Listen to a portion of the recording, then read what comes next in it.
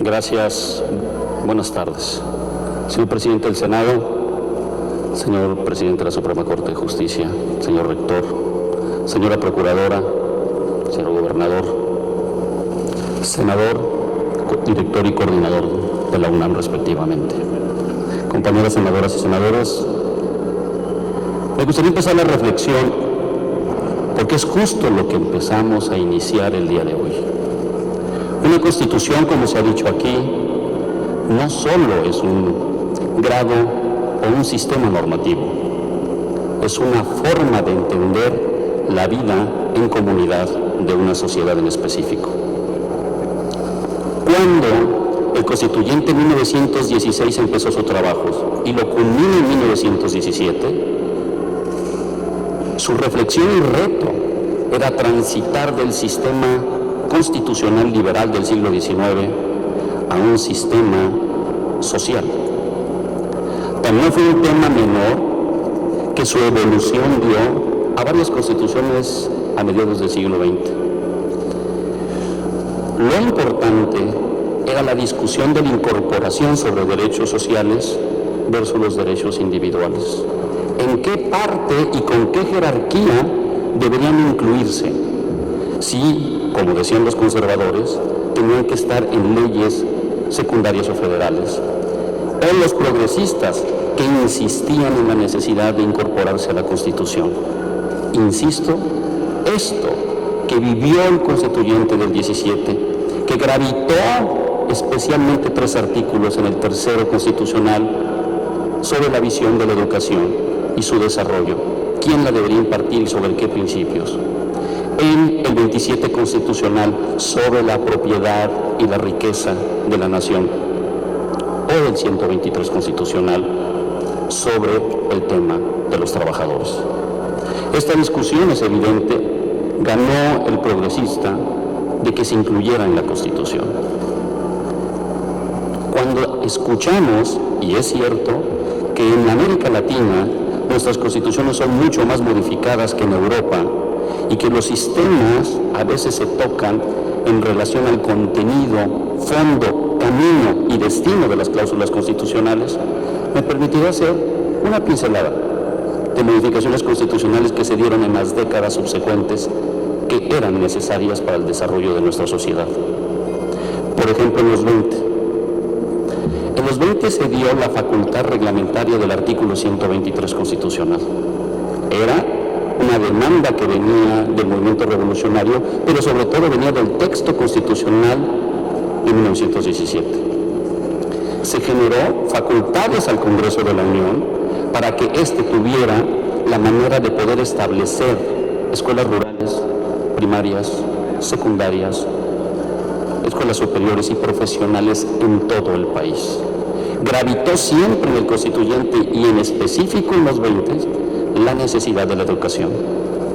En los 30 se hizo una reflexión y se consolidó la no reelección a nivel del Ejecutivo Federal. Demanda clara que motivó nuestra revolución. Pero al mismo tiempo se precisaron los derechos de las comunidades a recibir las tierras que le eran suficientes. Y también en esos 30 se modificaron los principios de la función educativa. En los 40 también se vuelve a modificar, y no es casualidad, los principios sobre los que debería impartir la educación el Estado. Y sobre esos principios incluyeron un término que siempre me gusta citar cuando hablamos de la Constitución, cuando define la democracia inscrita, incluyente sobre la educación de las mexicanas y los mexicanos. Define la democracia no como una estructura jurídica ni como un régimen político. Lo define como un sistema de vida en el mejoramiento continuo, cultural, económico y social de su pueblo. En los 50, el voto a la mujer. Para que votar y ser votada. Desde entonces, las mujeres mexicanas participan arduamente en la vida política. Y hoy, en el día de hoy, ya no estamos en acciones afirmativas, estamos en la igualdad sustantiva y tenemos que seguir adelante. En los 60, En los 60 en los derechos laborales, salario mínimo, tope a una jornada máxima nocturna o reparto de utilidades. Y en lo político se dio los diputados de partido, en el que se invitó a haber democracia, debate, intercambios y acuerdos políticos en el Congreso para su legitimación y reconocer la pluralidad del país. En los 70 se dio la igualdad entre hombre y la mujer. En los 70 se hizo una reforma política en 1977 que permitió al Estado mexicano incluir las voces que no estaban dentro del Congreso para legitimar las visiones de una población que se sentía no escuchada. Y se determinó de congresistas diputados que fueran plurinominales para esta representación. En los 80 se hace una modificación al capítulo económico constitucional, el cual le permite a México inscribirse en el que hoy denominamos el México del siglo XXI, apertura económica, competencia económica, y centra en el capítulo económico la dignidad del individuo. Hoy entenderíamos el vocablo persona del artículo primero constitucional. Se modificó casi el 90% de las leyes administrativas y se permitieron las bases de la transformación económica que era necesaria para México. En los 90 empezamos a iniciar los órganos autónomos constitucionales. Extrajimos la facultad constitucional que tenía el Poder Ejecutivo en el tema de política monetaria, le hace Banco de México. Se creó la Comisión Nacional de Derechos Humanos e hicimos un órgano autónomo para el tema electoral, para que estas facultades tuvieran camino y destino de una mejor forma diseñada institucionalmente. Pero también se hizo una reforma profunda al Poder Judicial y nos creó a la Suprema Corte de Justicia como un tribunal constitucional, como un árbitro constitucional, y se crearon el fortalecimiento de la controversia constitucional y la acción de inconstitucionalidad. Una, para que entre poderes o niveles de gobierno se sometieran a la Constitución, y otra para que las minorías parlamentarias se sometieran a la Constitución cuando las minorías lo pidieran. En el 2000 creamos el INEGI como un órgano autónomo, pero se le dieron los principios de reconocimiento y protección de las comunidades indígenas.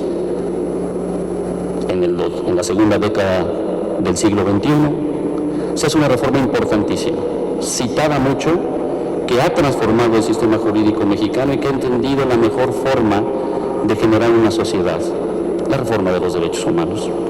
Poner en el centro al ser humano de todas las políticas públicas y de todos los ejercicios de las facultades de los poderes, órganos autónomos, niveles de gobierno y la sociedad en su conjunto.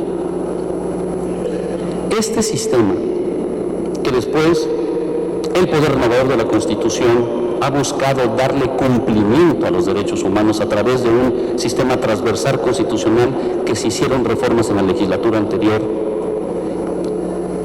son esfuerzos que se han venido dando por toda la sociedad a lo largo de los años.